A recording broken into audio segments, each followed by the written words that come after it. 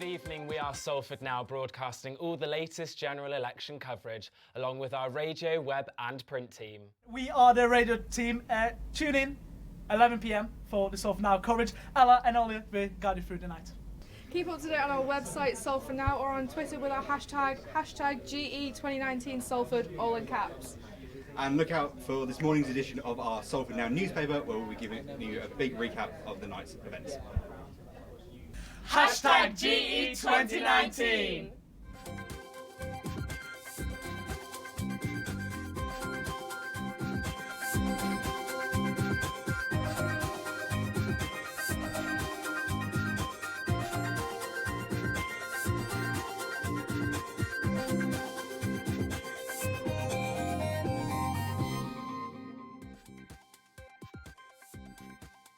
Good evening and welcome to our Through the Night coverage of the 2019 general election on Salford Now.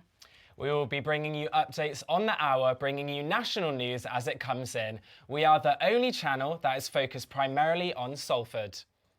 You can stay up to date with us on the Salford Now YouTube channel or on our radio station and website salfordnow.co.uk. We will have studio guests as well as reporters live at the AJ Bell Stadium, where two of the counts for Salford constituencies will take place. Let's hear from tonight's teams. The Minister can help Salford by investing in education, where schools have been depleted of resources. The transport infrastructure around the regions of Manchester is absolutely appalling. And if the Prime Minister wants to meet his green agenda, then he needs to address those problems as well. And I think it's also important to address problems in social care, especially for children with learning difficulties, again, who've had the funding cut. But I think the new Prime Minister should sort out the issues with potholes around a lot of the major roads. I think whoever's the new Prime Minister needs to stop us leaving Europe so that the country's got a future, basically. I think for Salford, the new Prime Minister should focus on the environment and making it easier to get here and cheaper to get here on public transport. I believe that for Salford, the new Prime Minister should focus on the NHS and the healthcare and social care for people who are vulnerable and less advantaged than most of the population.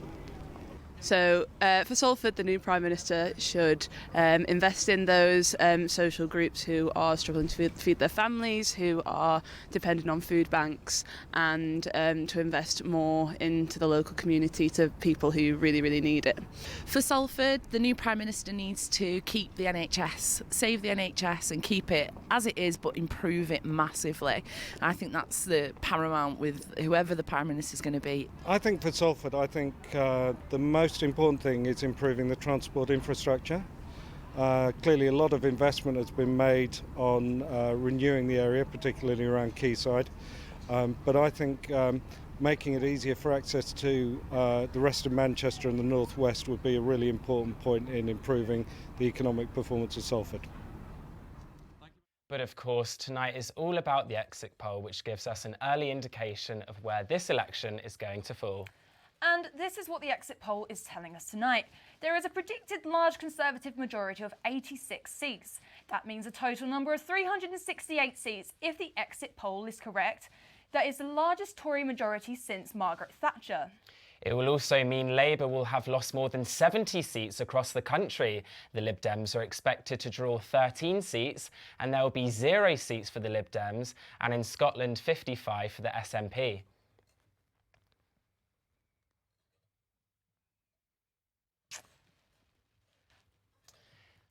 There are the constituencies in Salford. The first one we'll be looking at tonight is Salford and Eccles.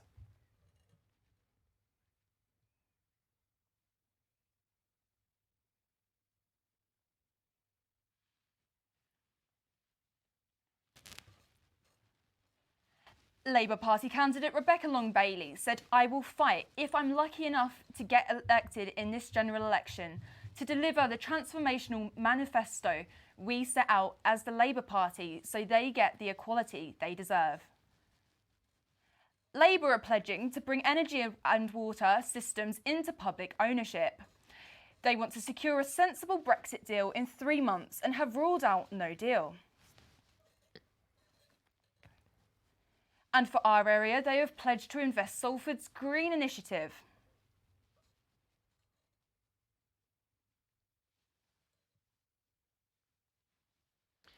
Brian Blears is representing the Green Party, who are looking to remain in the European Union. They also want to reduce short-term prison sentences and invest in services to help children at risk away from crime. In education, they want to increase funding by £4 billion a year. Jake Overend is representing the Liberal Democrats. They want to invest £130 billion into the infrastructure to upgrade transport and energy systems. The Liberal Democrats want to remain in the EU, promising to put an immediate stop to Brexit.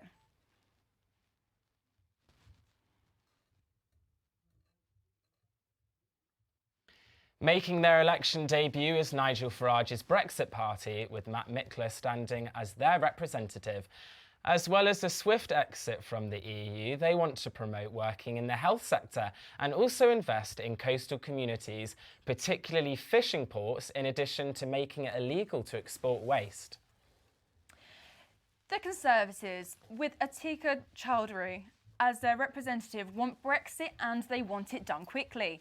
With 56.8% of Salford and Eccles voting to leave, this could have an impact on a normally Labour-safe seat. During this election, they have pledged an extra £14 billion into funding schools and an increase to teachers' starting salary. They have also promised to keep the costs down for small businesses and cut tax. And our next constituency is Blakely and Broughton. Statistics from the 2017 election saw a strong Labour hold, with 70.4% in favour. Salford and Eccles Labour saw a 65.5% Labour hold, a strong win for Rebecca Long-Bailey. And a Labour win in Worsley and Eccles, with a 57.1% hold in 2017 for Barbara Keeley. When the election date was announced for December 12th, questions were raised as whether the student vote would go missing, as it falls when many students are travelling home for Christmas. Our reporter Maddie Bateson travelled back to her hometown of Bradford for a day in the life of a student voter.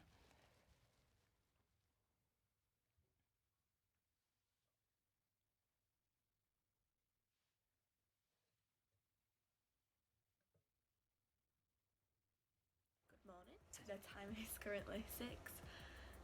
We've just gotten up, so we need to start getting ready to go home and vote. Our train's not till 7:20, so we've got plenty of time. Just get up a bit of breakfast and then I'm going to Uber down.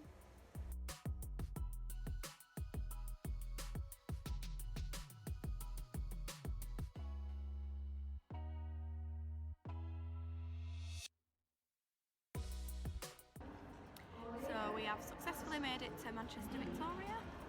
We've got our Greggs, we've got a coffee. Train is at 7:20, so we've got plenty of time to kill. Yeah.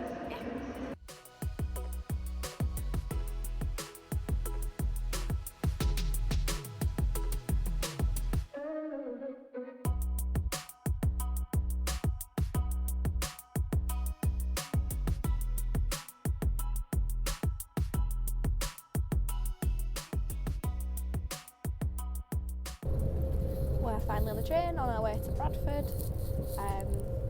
Should be getting in at 8:20, which isn't too bad, not many delays this morning. And then off to the polling station, so should be there like 8:45 maybe.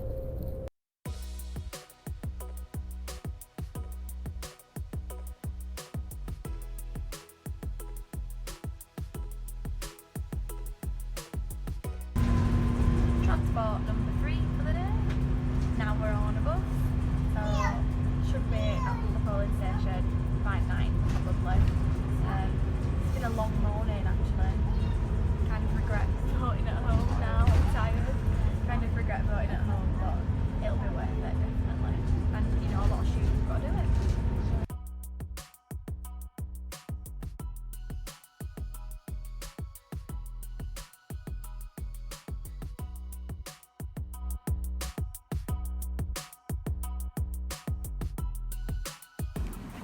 So I'm outside my local polling booth now. Got my polling card and I'm just about to go in and vote.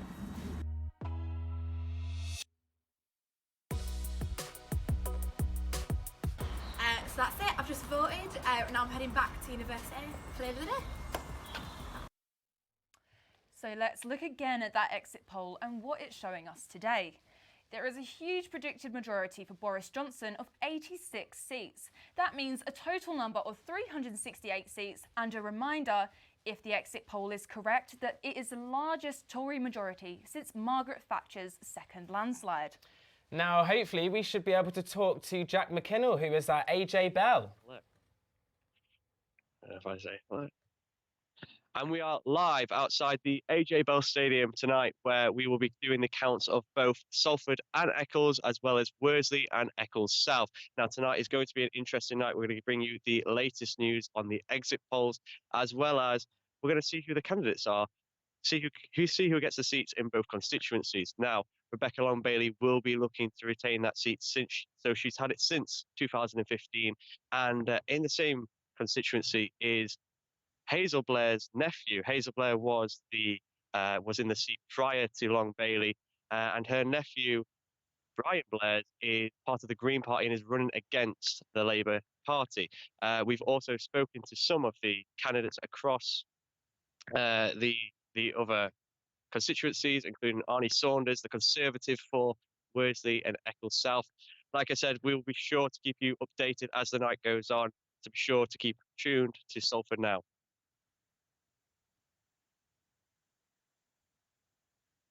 Thank you, Jack. Now on to our second constituency, Worsley and Eccles South.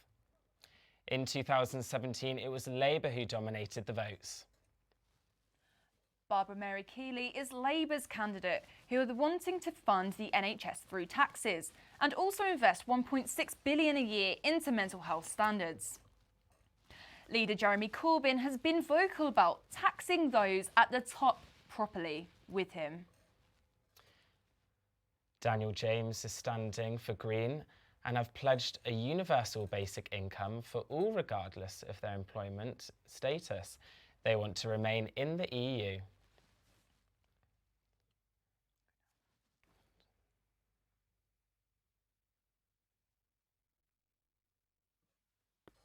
For Worsley and Eccles South, the Brexit Party candidate is Seamus Martin, who was the former Manchester chairman of United Kingdom Independence Party, or UKIP.